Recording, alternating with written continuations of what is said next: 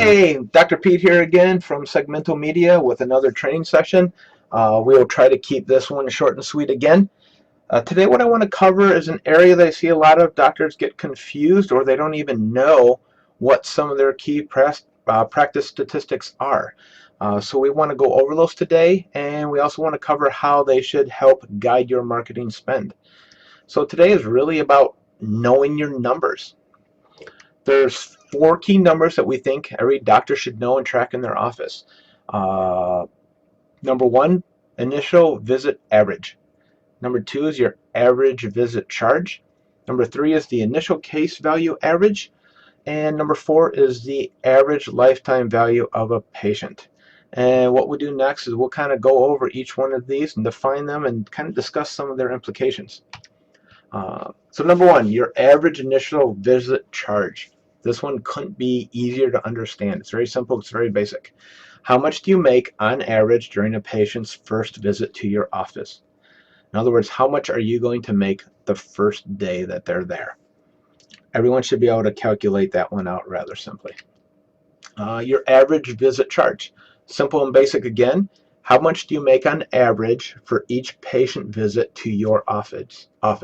So this is basically your average collection per visit. Take your total collections and divide it by your total office visits. One of the questions to consider is, do you only have one charge in your practice? Or do you have a way to move patients up the value ladder? And we're going to discuss a little bit more about the value ladder here in a couple slides. Number 3 is your initial case value average. So on average, how much is a patient worth to you during the treatment of their initial case? This is the initial course of care before being put on a maintenance program.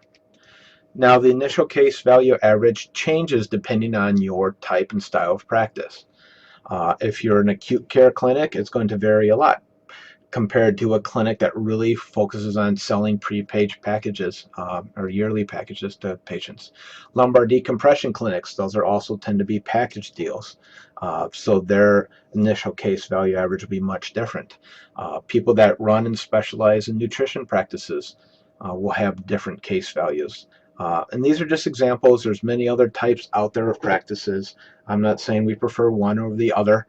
I support the right for every chiropractor to kind of seek out their niche and what they do best, but just understand that you should have a good concept of what the initial case value is going to be for every new patient that you get in the door.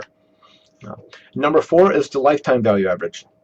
And we believe that this one is the most important statistic to know. This should be your determining statistic behind all of your internal and external marketing efforts. There's a lot of complicated processes out there and equations to determine lifetime value average. Some of them take into account a lot of estimating and guesswork. The one I'll show you is the simplest calculation out there. It does a really good job of giving you a nice snapshot of how your practice is doing right now, this moment. Not based on averages from last year or future projections, but right now within your practice, the last year, how are you doing right now? So this is the simple way. Take your total annual gross collections and divide that by the total annual new patients. And this will give you a lifetime value average. This represents basically what each individual patient is worth to you based only on their specific treatments. So for an example here, let's say that your practice had a total gross income last year of $250,000, and you had a total new patients last year of 240, which averages out to about 5 a week, 5 new patients a week.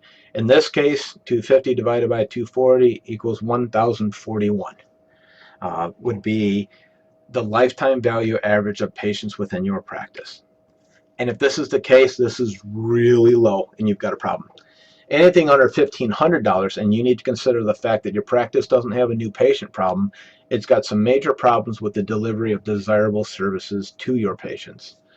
So we would prefer to see people somewhere up to that $3,000 to $4,000 range for a lifetime value average. Now there's a nice little modified version of this that gives you another unique overview. It's real close to the same thing. Basically, for the modified version, take your gross annual collections and divide it by your total new patients minus your referred patients. So you have to track patient referrals in your practice to do it this way. This is more like a bird's eye view of the total value of each patient and takes into consideration not only the value of their individual treatments, but the value of people that they refer as well. So going back to our example, if you made 250,000 last year, your total new patients were 240, but 1 out of every 4 was a referral. So in other words, 1 out of every 4 patients you have refer someone else in. I guess it'd be 1 out of 3 refer someone else in, so that way 1 out of 4 would actually be a referral. You would end up with 180 non-referral patients. In this case, then, your 250 divided by 160 gives you almost 1,400 as a lifetime value average.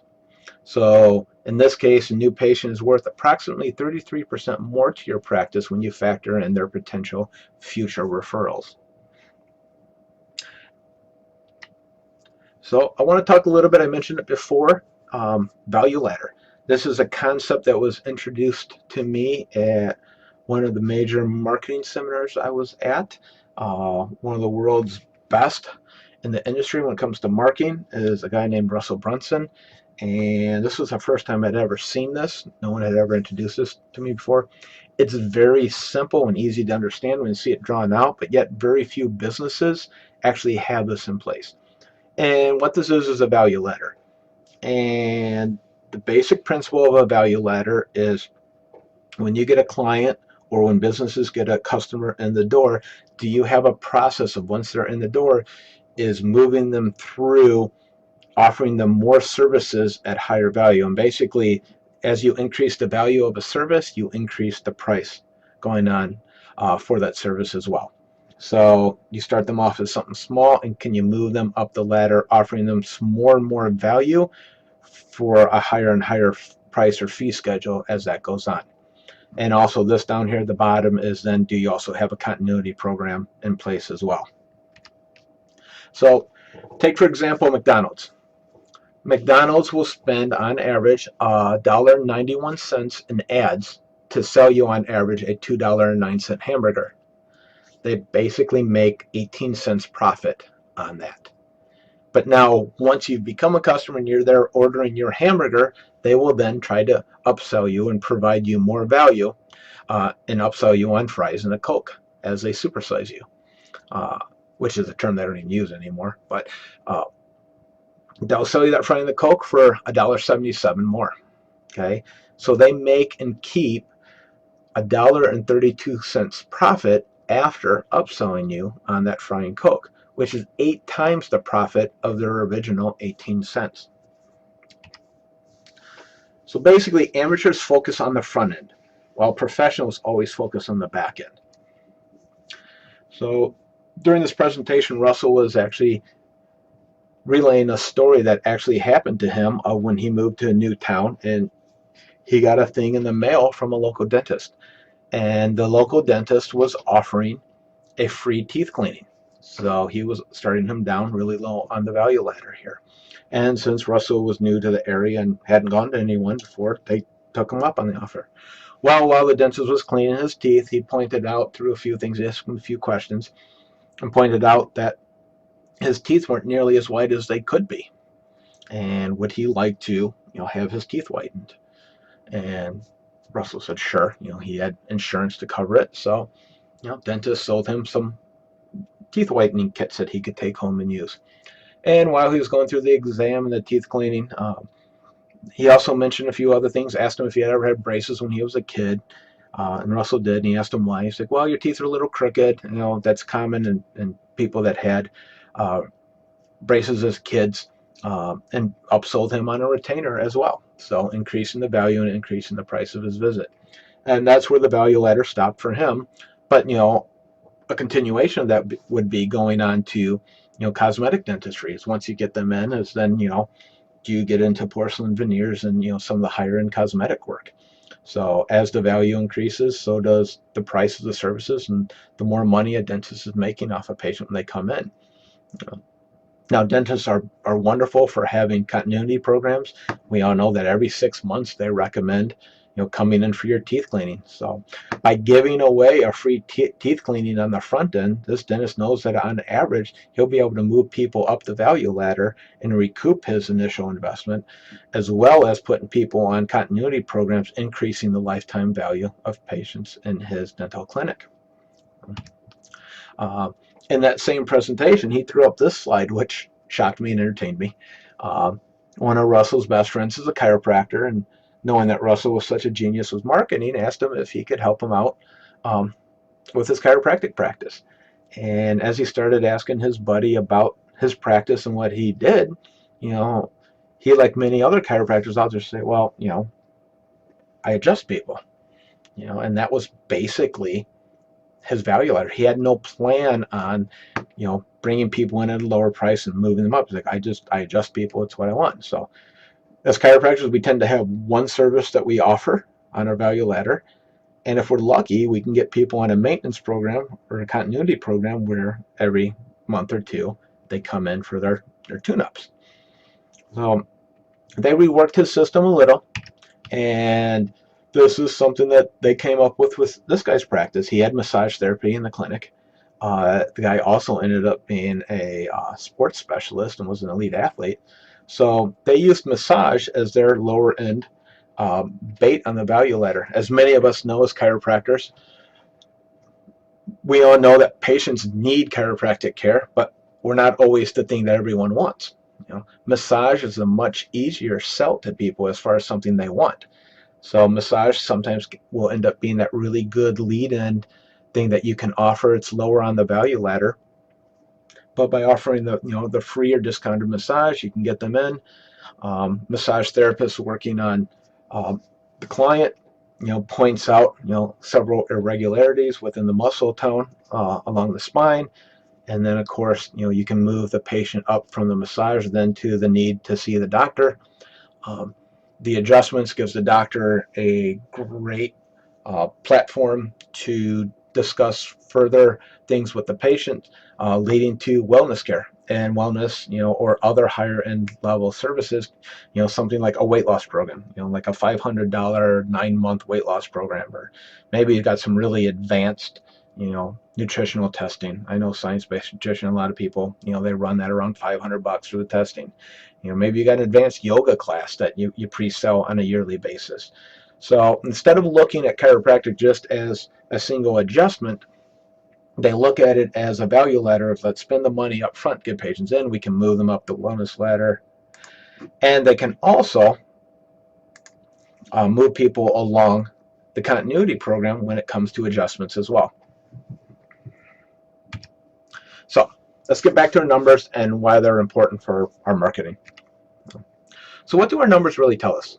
First and most importantly, they tell us how much we should be willing to spend on new patient acquisition.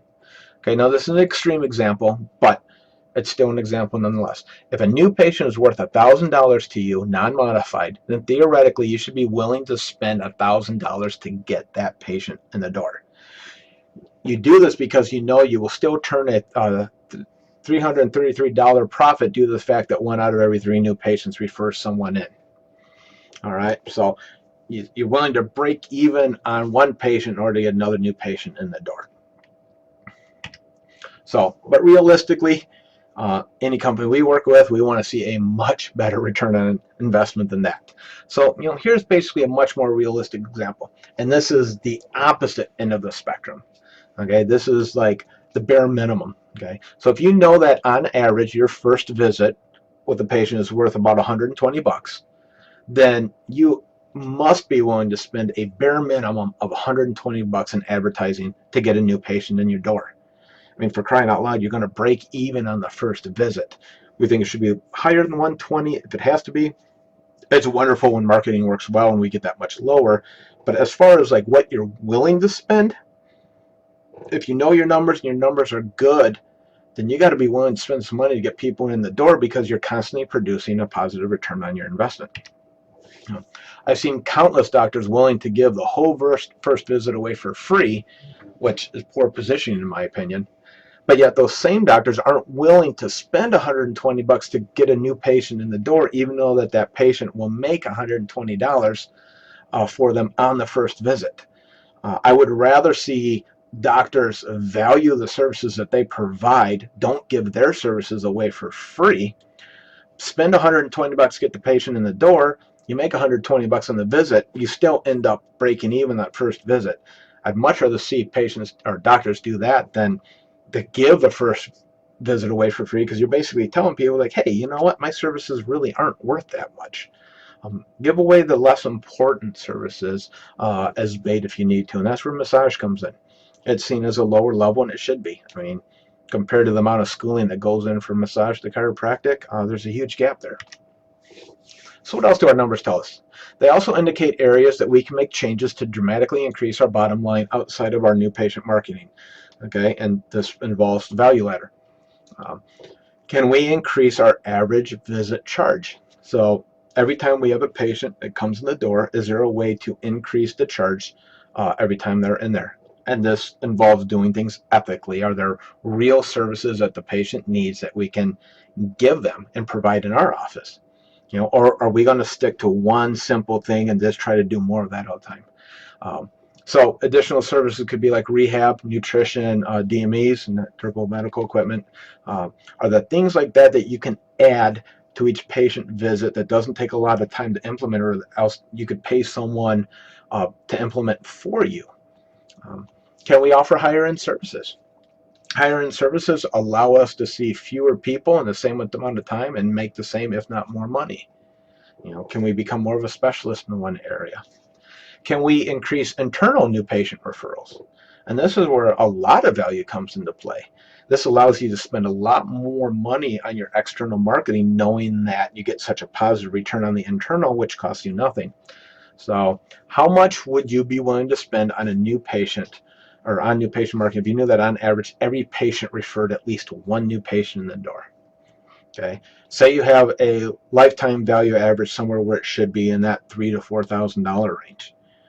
Would you be willing to spend $1,000 to get a new patient in the door, knowing that not only are you going to make $3,000 or $4,000 on that patient, but that patient's going to refer you someone else that's going to then provide you on average with $3,000 or $4,000 during their lifetime. Just points to ponder. So part of constructing a marketing plan involves knowing where you want to take your customers as well. We should know in our business where our lead-in should be, where we want to take patients once they are patients, where we want to take them in the future as far as wellness plans, maintenance care, stuff like that. So many people just open their doors like, I'm a chiropractor, let's do this. If you know where people are going to be on the value ladder and where you can move them to, you can have a system that you can build internally that works really, really well for that. So again, if you have a value ladder and you know that on average a customer will be worth more than $4,000 in a lifetime, it makes it so much easier to figure out how much you want to spend to get that patient in the door. As a business owner, you definitely shouldn't mind spending a couple $100 to make 4,000. That's a phenomenal return on investment. Most companies operate on percentages of return on investment. If you can spend 400 to make 4,000, that's huge. Would you be willing to do that? Would you be willing to spend $1,000 to make 4,000? A 3-to-1 return on your investment. Would that be worth it to you? And that's different for everyone. There's certain comfort levels there that need to be addressed. One of the things you need to address too is how quickly you get that. If during your initial course of care you have higher upfront fees, like if you pre-sell people on $5,000 decompression packages, you might be willing to spend $1,000 or $1,500 to get that patient in the door. If you're an acute care clinic, you treat your patients really, really well and they stick with you for their lifetime, you might not get as much up front, but they'll be worth a lot down the road, and they'll also refer a lot more to you. You can take that into account as well. So I just wanted to cover those numbers. That helps a lot of people understand where they want to go with their marketing, and helps them understand the value of the marketing as well. So if you have any questions, as always, visit us on our website at segmentalmedia.com, or feel free to email me at info@segmentalmedia.com. Thank you. I hope you guys have a great day. Not quite sure when the next training will be, but as always, sign up to our list on our website so that way we can inform you every time we have new training. And I hope this video and the rest of our training helps you build your chiropractic practice.